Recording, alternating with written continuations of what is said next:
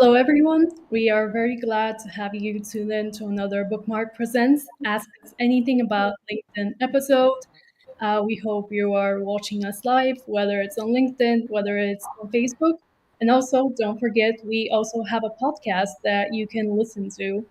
Um, Happy 1st of March, first of all, to anyone that is tuning in from Bulgaria, Romania, or any other country that celebrates this holiday.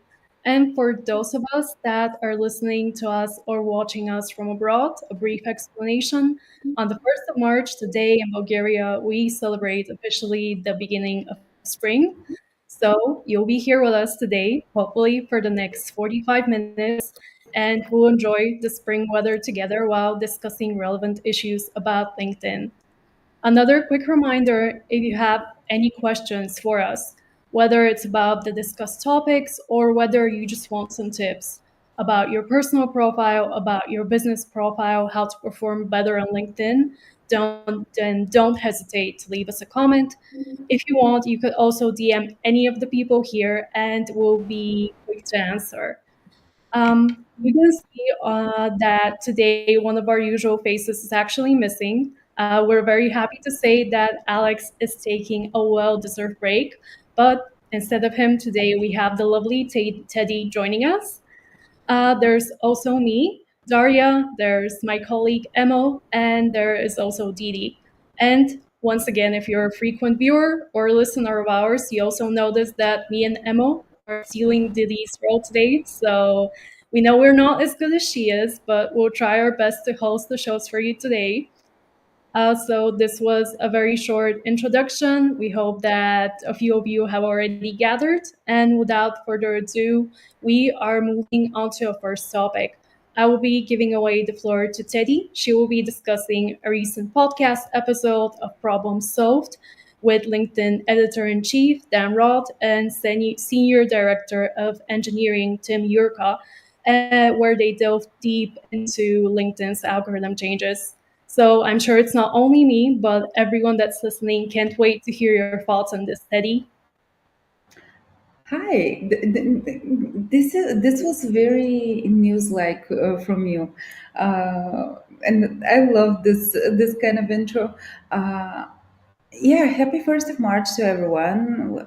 This is actually my favorite Bulgarian holiday because we on this day we wish for health and we embrace and we basically gather all the positive energy to change for the spring because spring we always associated with change, and it's normal that we would start today's episode with discussing the changes that LinkedIn is implementing in the algorithm and what that might bring for the users.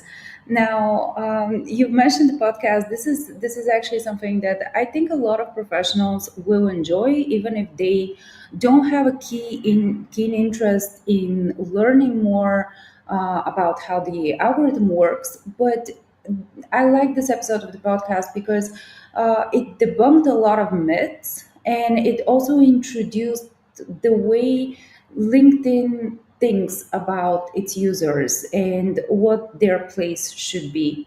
Now, we know that the company is developing basically a new way for posts to show up on our feeds. And I find this very intriguing because the new way of distributing posts is called the suggested post. And in summary, that means that our best posts will be shown to targeted users, not just now, but for months, maybe even it was speculated for years. Therefore, this may be a game changer because so far we are used to relatively short lifespan of our posts on LinkedIn, even though we always talk that posts on LinkedIn have a larger lifespan than, let's say, on Instagram. But it's still kind of it's not enough.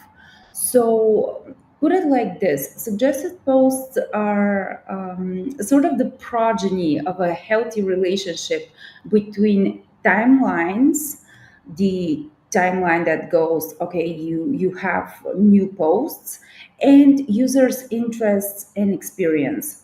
Now this means basically that we will get content that it's much more tailored to our interests, and that won't be based on whether it was recently posted or it's a bit older. For me personally, it is very interesting to see how, especially with topics that change quite frequently, that there is a shorter news cycle and cycle of the relative data to this point. For me, it's very interesting how LinkedIn will try and manage this sort of a situation, because this is always a risk with reading opinion based on older data, uh, where they might not be relative at this moment. They might be very valuable in the moment when that was the news, but it might not be relative now. So for me, this is very interesting. How are they going to find the middle ground, the center spot, the golden egg in this sort of relatively new situation? And I think this is yet another brilliant move on their part, because a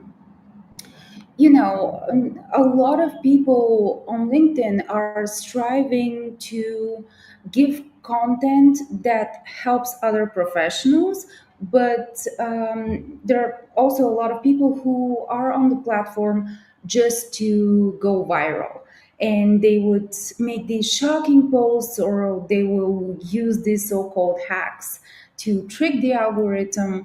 And that will, that sort of behavior for me diminishes the platform. So LinkedIn keeps on making efforts to reward those professionals who actually want to use the platform the way it was created to be used, basically to connect with businesses, to find other opportunities to connect with professionals, and overall to be helpful. So this was one of those things that I would definitely look forward to seeing, especially how the users will react to it.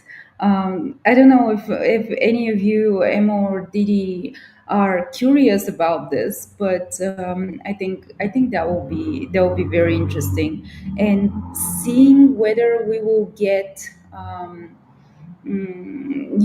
more content that is tailored to us. I think that will be very very interesting, on how it will impact our own behavior as content creators. I don't know. What do you guys think?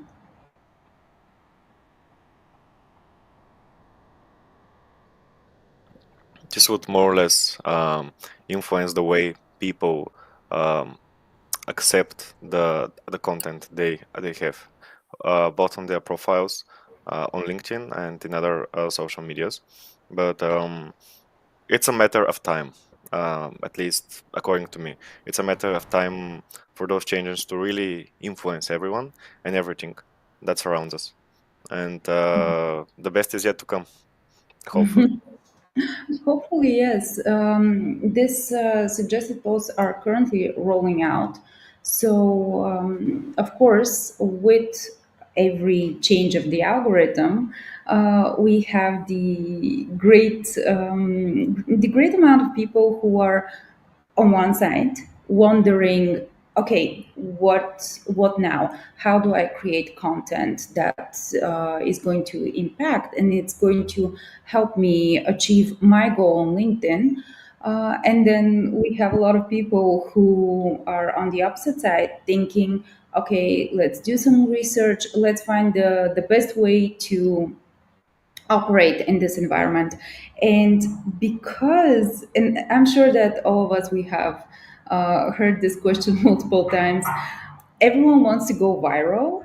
And so, how do I make a viral post? It's a very common question to be asked. And Dan actually addressed this on this podcast, which made me laugh when I've heard it. He said that he doesn't quite remember a time in his life and during his work on in LinkedIn where people would not complain about reach, that they cannot reach their audience, and that is becoming harder and harder to reach the audience. So he said, well, that this has been always the complaint. Now, I was like, yeah, I've been hearing that a lot. Um, and he went on to explain something that we have also seen, which is basically that all these hacks, they even if they have if they are based on, let's say, a large amount of posts that have been processed, um, and even when they work for some people, they might not work for everyone. They're not like a cure for all of your LinkedIn pains. It's much more complicated than that. So in a way, he explained it in a very interesting way. um, Basically, he said, look, we know that there are people who are trying to cheat the algorithm into tricking it, thinking that your publication is much more valuable than it actually is. And we are continuously trying to play against it. So basically, for me, it's like a cat and mouse, a game of a cat and mouse, where there will always be people who don't necessarily want to give back to the LinkedIn community in order to be helpful. They are just going to be on the platform to go viral, thinking that if they have a very large platform, this will be much of a benefit for them. And then on the other side, we have people from the LinkedIn saying, no, we will continue to reward quality content, and we will continue to preach that it's better to have a targeted audience than to have a wider reach of people who can't actually benefit from what you have to share, and therefore you can't actually benefit from them.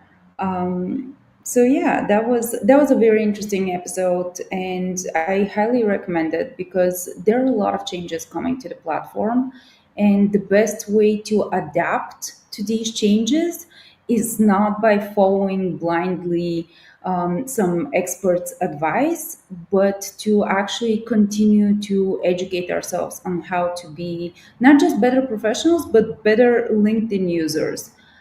For if we want to keep this platform the way we like it right now, meaning very focused, very centered on being professional and being helpful, we need to take care of that. So yeah, that's that's overall my testimonial for the day. Although I think that I like your message for keeping LinkedIn clear in terms of being more focused and having quality content here. I think that with time and with LinkedIn's expansion, with more than a billion members now, it will become more difficult in a way. In a way, of course, it will. We will have more opportunities to connect with more of the right people, but it will become a bit harder to keep it clean, neat in terms of having meaningful content here. At least that's something I was thinking about. Maybe it's a cost we need to pay with making LinkedIn more popular. And yeah, as LinkedIn evangelists, there are some fears about that. Yeah. Emo? Yeah. Yeah, I'm just listening to you and taking some insights for myself. Talking about virality and meaningfulness, I would say it's something relevant. Viral for someone and meaningful for someone doesn't necessarily and obligatory means that it would be viral and meaningful to someone else. So it really depends. As in marketing, everything depends.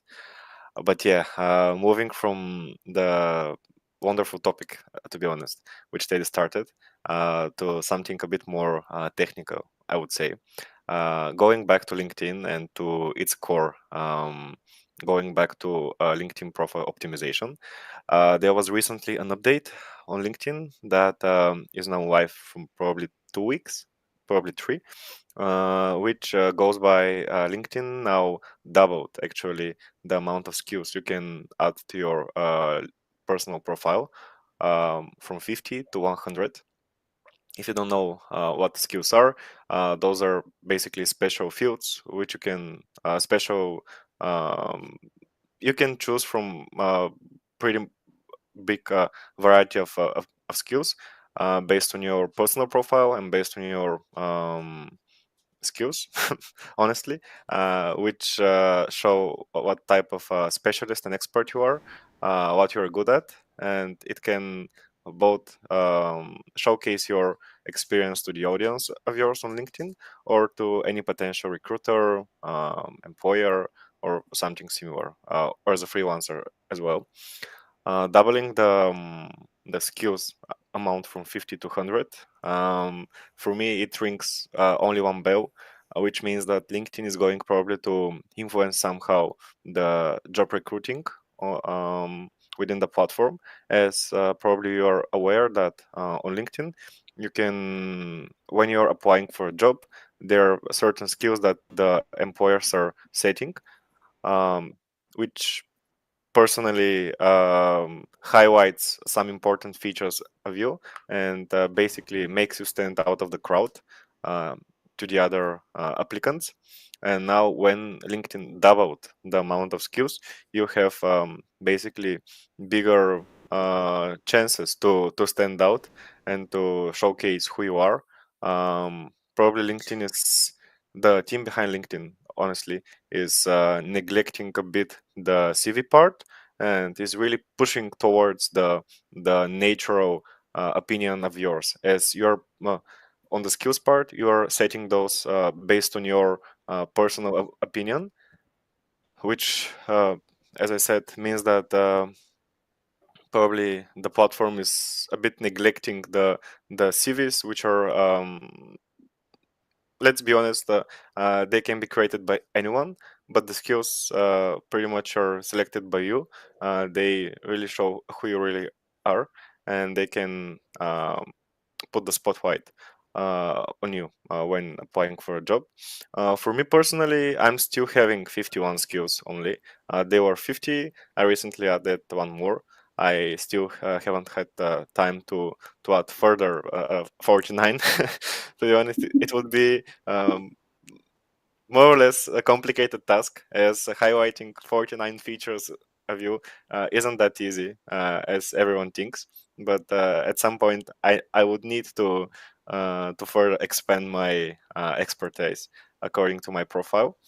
But yeah, I'm really looking forward to see whether my forecast would be correct, whether really the CVs at some point, the autobiography will basically like be removed from the platform, and they will just leave the core values that you add to your personal profile.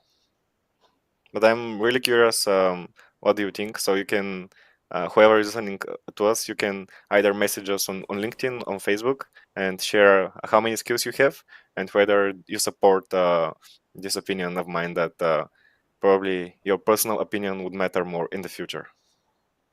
Would you recommend adding all allowed 100 skills? Definitely. I'm the type of guy who really follows every update that happens, no matter if it's after 2 or 4 weeks when it's launched. There was a topic around. There was a topic in the past which was related to schedule posts. Everyone was thinking that it basically kind of toggles the algorithm that you're um, automatically posting your posts, which is personally correct, and they limit your reach. but I'm really thinking that since the platform is letting those new features alive, since they are launching them, they are created only to help the society and the creators. So expanding from 50 to 100 definitely is a must for me.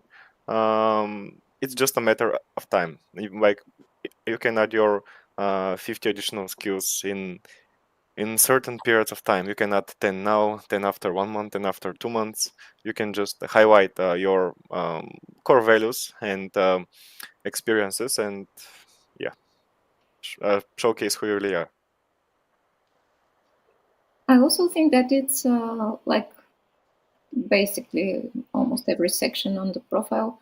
That one is dynamic as well. So um, very often I see skills that are there are no shameful skills, first of all, of course, but there are skills on many profiles that are very, very much update, not updated. They are outdated. Sorry. So they are just useless for the purpose of the profile at the current moment for somebody. So I would suggest having a review from time to time. Of course, not every week, but maybe every 2 months, let's say, or especially after changing a position at a different company, at a different function of the company, revise your skills, and put the three on focus, being relevant to your current role as a professional. Talking about actually skills revision, I'm curious what everyone of you think about adding language skills to your skills part. As LinkedIn highlighted the specific language section on your profile, do you personally find it necessary to add your language skills to the skills part, or you basically leave them for the language section? You can choose both, to be honest. Dari, what do you think? As someone speaking more languages, I think. Katie as well, but Uh, you speak Asian languages, which is, yeah, something high league for me.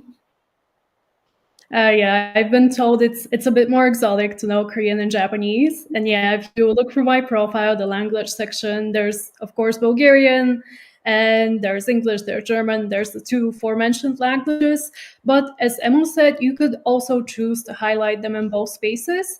I would say, going back to what Didi said about relevance, if you think your job is connected with having high language skills or communicating with professionals, having a very multicultural environment, then for sure use both spaces, highlight that you know languages, because it is something that's crucial to your job. I think language skills purely on their own are sometimes overlooked, because obviously you also have to have the technical knowledge, whether it's engineering, whether it's marketing, whether it's a highly detailed sphere. But also, language shouldn't be overlooked, especially because, as I mentioned, you have situations where you need to communicate with people from foreign countries. And yes, but also I like to go back to another point that Emil mentioned, that, up until now, we've had 50 skills, and especially me as a young professional, first of all, it was a struggle filling out those first 50, to be quite honest. I've also met people that were like, oh, 50 are not enough. So I guess great for them right now that they have 100. But I would say definitely push yourself to fill out as many skills as you can. It is crucial, it is great, but also don't overdo it. If you're young and if you're struggling and if you're intimidated, just go into it with a positive mindset, fill out as much as you can, but don't push yourself, because as Didi said, you want to showcase what is relevant to you and what is relevant to your career. And especially as young professionals, you probably specialize in one field as of yet. So it's okay to have purely that one field on there. As your career progresses, you'll naturally be able to add more skills. Just two more points from me, and I'm leaving the floor to you. I'll stay silent. promise. A great idea which I recently had, and I basically implemented within my last skills update.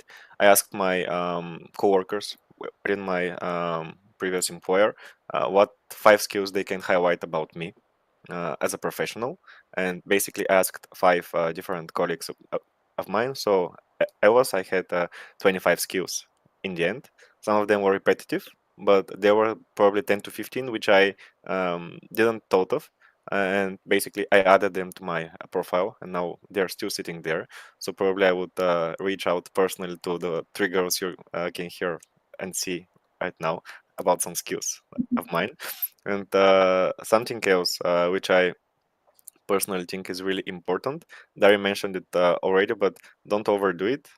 Just let yourself feel the the time and um, the moments when you need to add your skills. Don't really rush them, and don't just do it for the sake of it.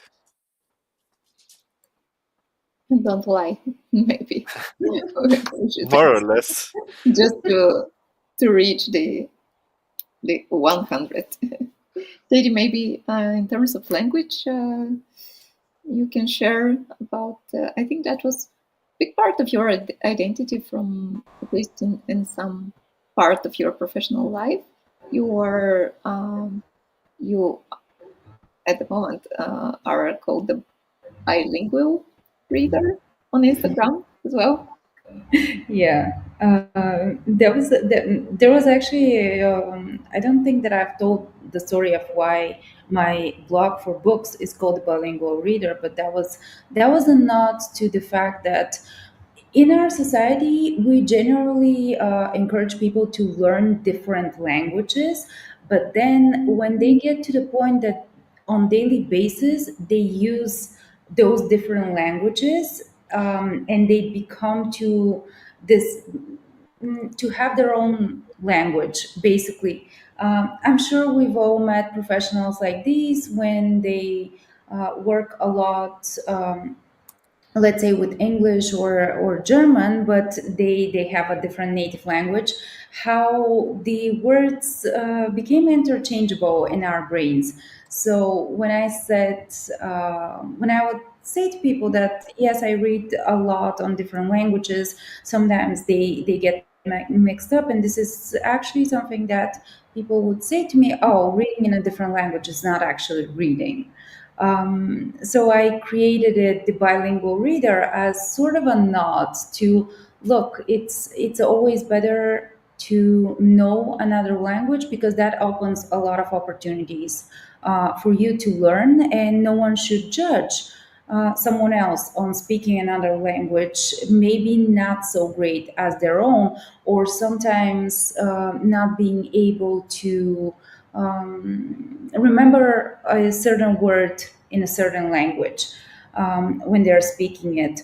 And I think this is much more important on LinkedIn, where we have a lot of professionals and also a lot of companies who are actively seeking for advice on what language to choose for their profile if English is not their native language, or it's not something that um, they have a concrete opinion on. So the topic of languages is much present in LinkedIn, and as it is actually a platform that connects professionals from all over the world, I think that the more places we add, how many languages we speak, and most importantly, for me, the key difference is how good you can actually speak this language. This is something that I have seen a lot on LinkedIn when people are a bit weird about, oh, I don't actually speak it, or they don't add the necessary certificates because they don't feel like they should. This is another section of your LinkedIn that you should never forget. Back up as many skills with actual proof. That might be certificates, that might be other ways for LinkedIn to verify you, but that also can be endorsements, recommendations from other people. Just make sure that you follow this advice. Don't lie. Don't lie, because sooner or later the platform finds a way to expose you. Just make sure that everything you write is actually true, and have a bit more belief in yourself if you are on the opposite end and you have the imposter syndrome. That's so interesting. I thought that we are going to speak about 2 minutes about skills, and it seems like we can have one more separate live with this topic. Thanks very much. Actually, I have some more insights, but I'll stop here because actually um, that episode is not solely for skills. There is something quite interesting and important in our work, and not only our, of course. It's um, it's the competitor analysis. A thing that you do when you want to position yourself or your company in the industry and showcase what you do on LinkedIn in the proper way, putting yourself among the competitors. Dari has some pretty good experience now in that. So, Dari, what would you say on that topic? Yes, I was going to say the aforementioned skills as well as competitor analysis. So, profile optimization and competitor analysis, they're some of the first key skills I learned when I joined BookMark. As we already spoke about profile optimization in terms of skills a lot, I'll take it away a bit more when it comes to competitor analysis.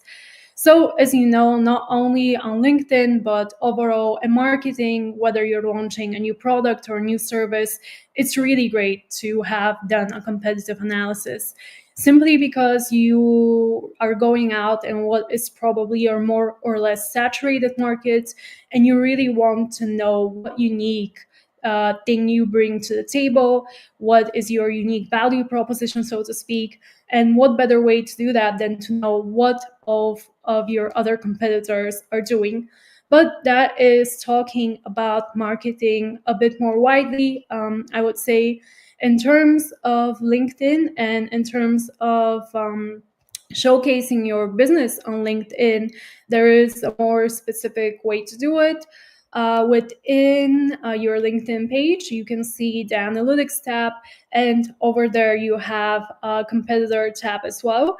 And actually, it's the platform itself really helping you to bring together all of the most important quantitative data when it comes to competitor analysis.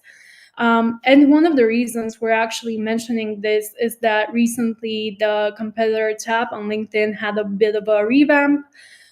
So we're not talking a huge changes in terms of the data presented itself, as much as we're talking about the visual aspect of it. And it's no coincidence that Teddy appeared here because she is one of our most visually appealing members. But basically, what happened is that before you could see your follower metrics as well as your organic post metrics sort of separated in two different tabs.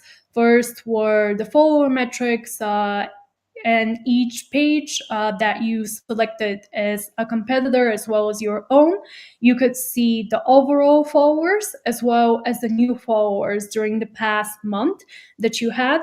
Right now, you're seeing the revamped look, and as you can see, it's a lot more cleaner, and it is only showcasing the new followers your page and your competitors' pages gained during the last month.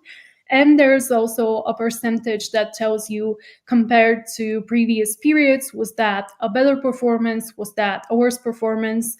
So yes, uh, below that you can see the total post metrics, and as well as that the total engagement metrics. So right now they're in two separate tabs, so to speak. Before they were united in just one tab, so there are not really a lot of huge changes over there. At the very end, you also see that your trending competitor posts.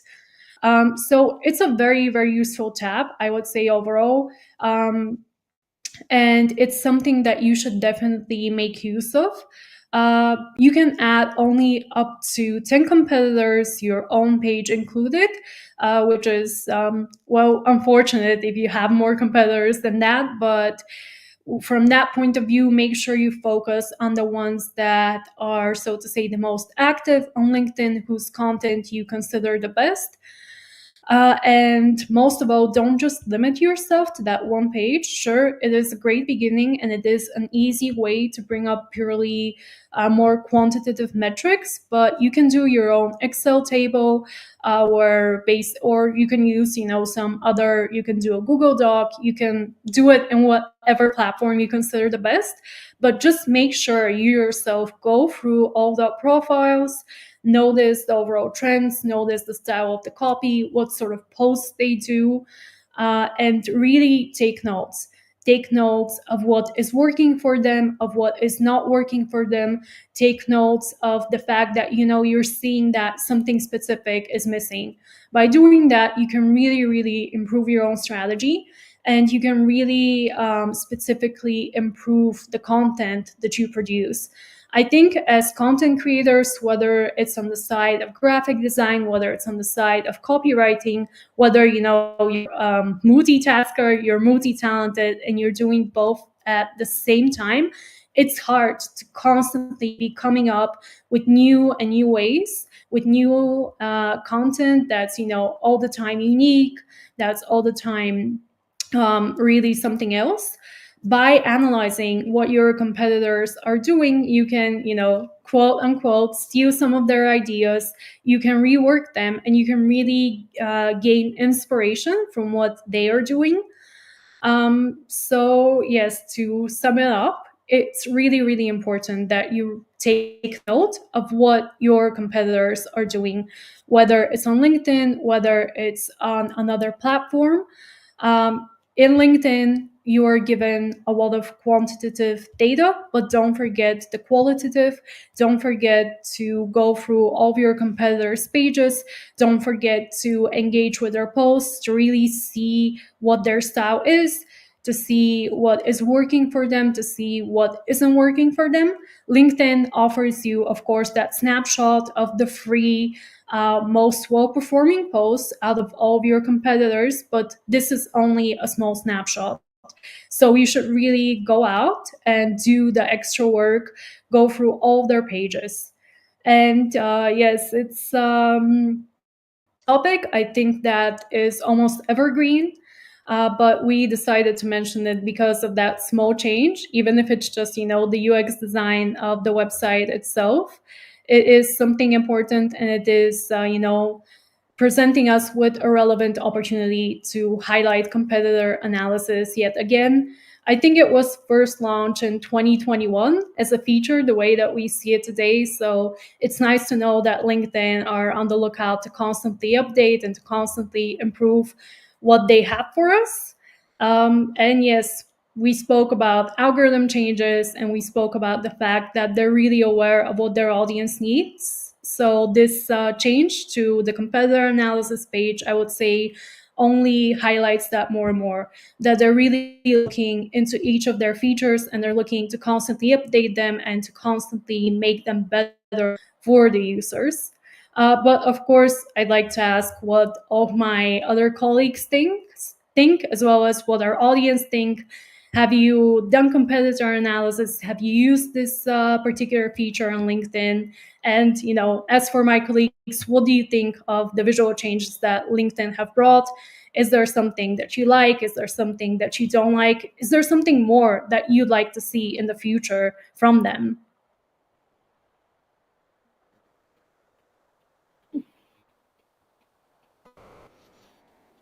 I will once Interesting. again arise from the ashes and uh, influence you with my point of view here. Something that Dari mentioned, which I personally don't like, is that LinkedIn is limiting us to only having 9 competitors, which is pretty much pretty annoying, at least to me. As for example, if we talk about the BookMark, in international fun, we definitely have more than 9 competitors, and if we want to really keep up with them and keep up with their speed, with their updates, with their um, highlights, we really need to invest a lot of time going through every single one of them, while the competitor analysis can basically sum it up for us and save us pretty much time. So yeah, this is definitely something I would consider as a feedback to LinkedIn. LinkedIn, if you're listening to me uh, uh, currently, consider adding more than 10 competitors to your competitor analysis page. But overall, the UX updates which Dari mentioned, they're not only followed through the competitor analysis page, but they're followed around LinkedIn. Um, so things are changing. For example, mm, the services page on your personal profiles is now also changed. If in the end, if in the past it was up at the top of your profile, now it's somewhere in the middle of it. Things are changing. I personally think that either LinkedIn is adapting to the users' preferences, or they're just testing things. But yeah, I'm awaiting to see what will happen in the future. Probably some new changes are about to happen, and yeah.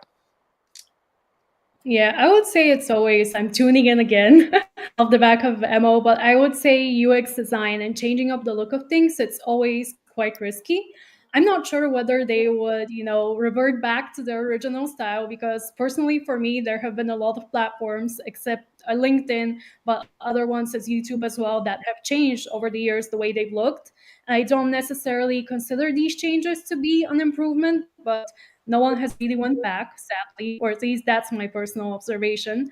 And I think in terms of these changes, it also matters a lot who you are as a person, maybe because for me, I'm pretty much someone that's used to routine and that really likes, things to be the way I expect them to be. So I'm not the biggest, on changes, but I would definitely say, sometimes they're needed. You need to shake up your routine a little bit, and also a lot of the time, changes do present us with these new opportunities, with ways we can see the same thing in a new light, and they're also probably making us more aware. As someone mentioned, the services tab on our profile, it's changing. It's right now in the middle of our profile, so maybe seeing that people are just looking at their overall profile again and reconsidering, like, oh, a couple of years back, I rearranged my profile this way, but right now maybe it's time for a revamp. Maybe it's time for a change.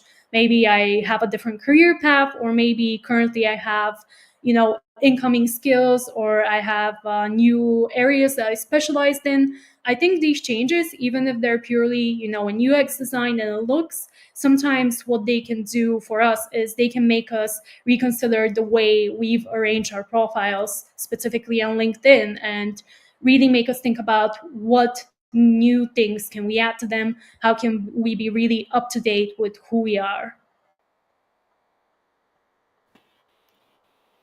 Super, Darin. Thanks a lot. I take the recommendation from Memo, and I join him. I would like also to see more opportunities for more competitors on this page. So LinkedIn, shout out to you. Actually, speaking about competitors and spending the extra time on that, that refers to the next topic, if you don't mind, which I will take. That is a quite interesting report that we saw these days on LinkedIn. And actually, it's a collaboration between LinkedIn Sales Solutions, which partnered with the market research leader Ipsos, who actually surveyed.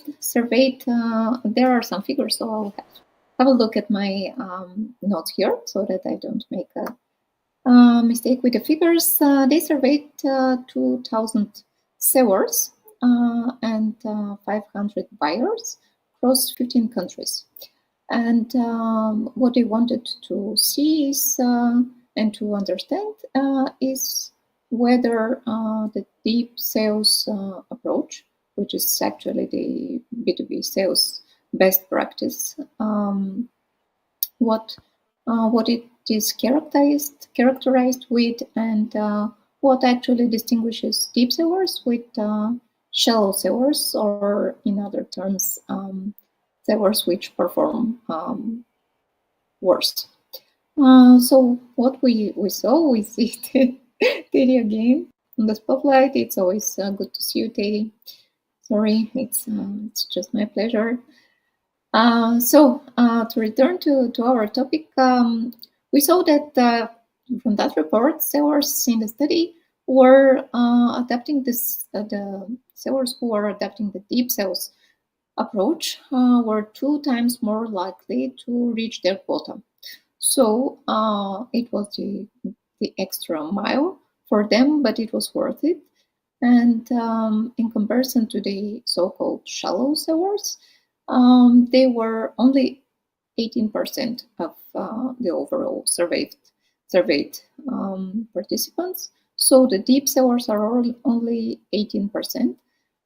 So if you do the extra work and you follow the recommendations, which I will mention in a minute, you're going to reach the top 18%, and it's definitely worth it. The other thing that the report shows is that half of the respondents are shallow sellers. So not, of course, not a surprise. Most of the sellers are not performing that quite well, but those that do some extra steps are, really rewarded. So what are the 3 habits that distinguish the deep sellers? There are quite interesting 3 habits. They are not too surprising for me, or at least not every one of them, but let me mention them. The first one is the research. Perform the research in the industry in the right way, spend enough time on that, and do the extra mile, as Terry said, with a competitor analysis using different intelligence tools like the ones that are every page has. That's the competitor analysis page. But also, of course, if you want to be better than most of your competitors, use the intelligence tools like the Sales Navigator one. One of the features that is helping in that respect in Sales Navigator is the so-called account IQ, which is enhanced with AI currently. And what it does actually is that it gives you more resources gathered from public resources and from LinkedIn data. So the sellers are actually saving quite a lot of time researching their prospects. So this is the first habit, which is identified as key in the deep sellers.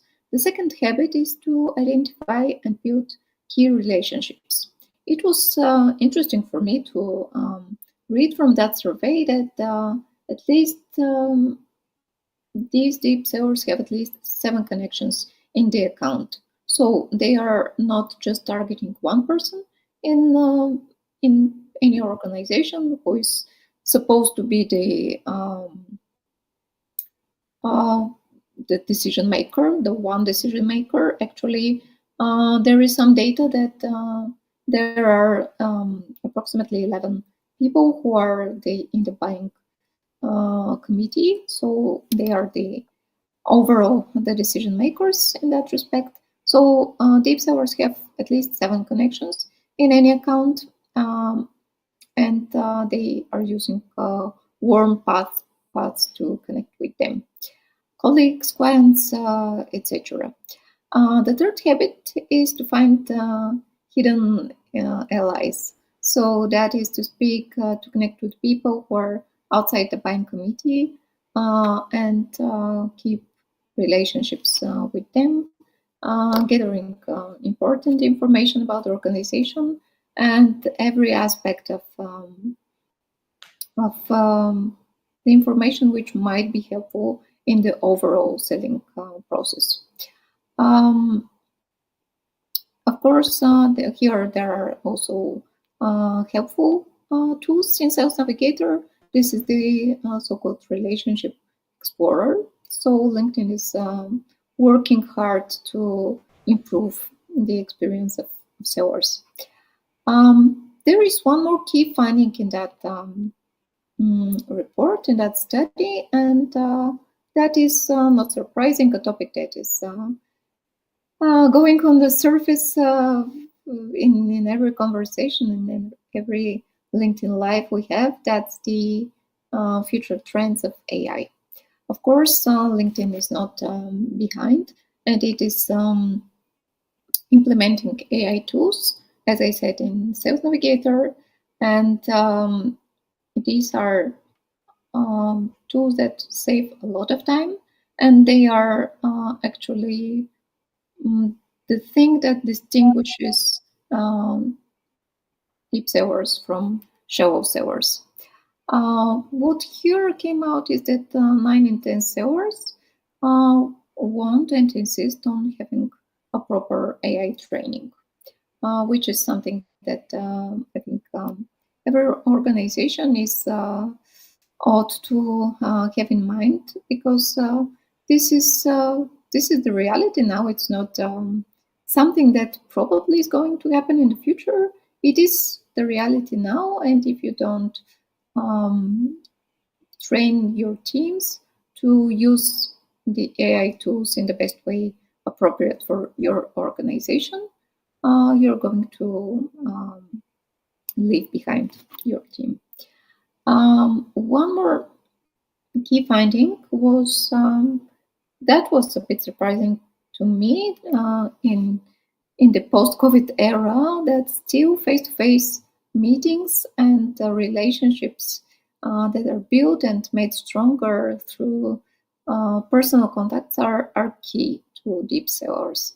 So people are still preferring more meetings first. Of course, they can be video meetings, but face-to-face meetings in person are still preferred, and they're reported to be useful for both sides. Both sellers prefer them, and buyers as well prefer them in terms of building trust and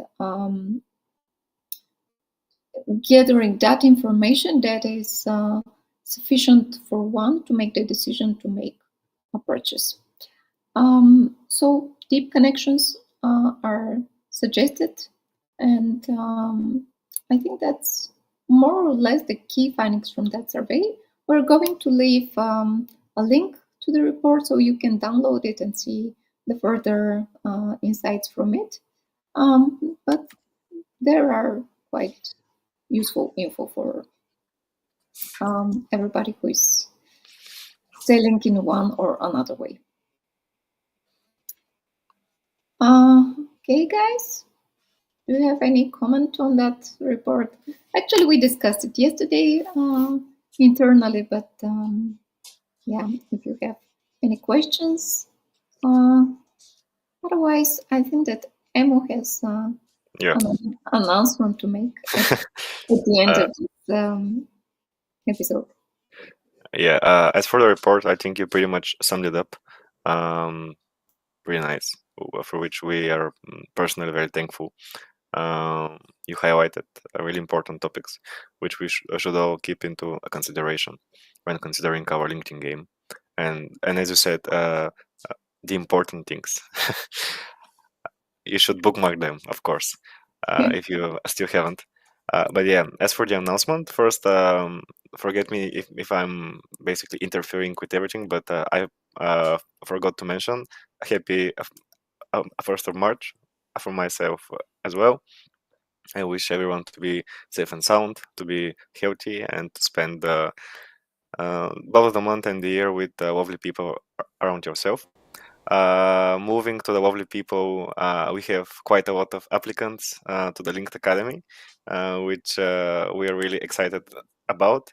It's starting pretty soon, and at this point, at 11:55, we are closing the academy. Whoever applied is now basically whoever didn't apply basically lost their chance. But stay tuned. Probably there would be another academy pretty soon enough. So yeah, as for some feedback for the academy, if you still haven't received your email for confirmation for your application, you'll receive any moment soon.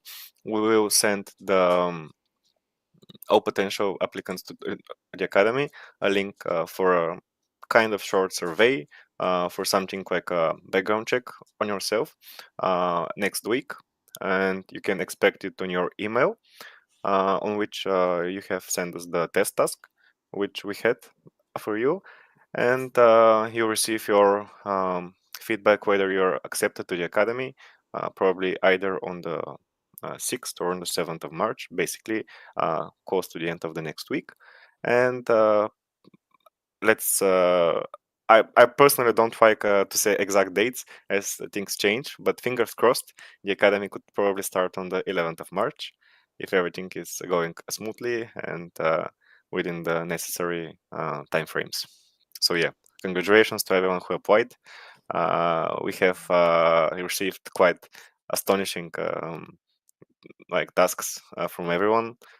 We were really excited about some of the applicants as they really showed some interest.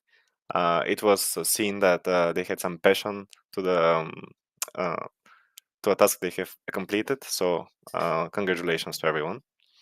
And since it's almost 12 o'clock in Bulgaria, of course, if you're watching us from abroad, probably it's a bit earlier or a bit later. We are ready to sum this Ask Us Anything episode. We're really thankful if you have listened to the end of it. We wish you, as I said, a lovely rest of the month, and see you back on the first Friday in April, where we will speak about the important things. Thank you. Bye bye. Yeah.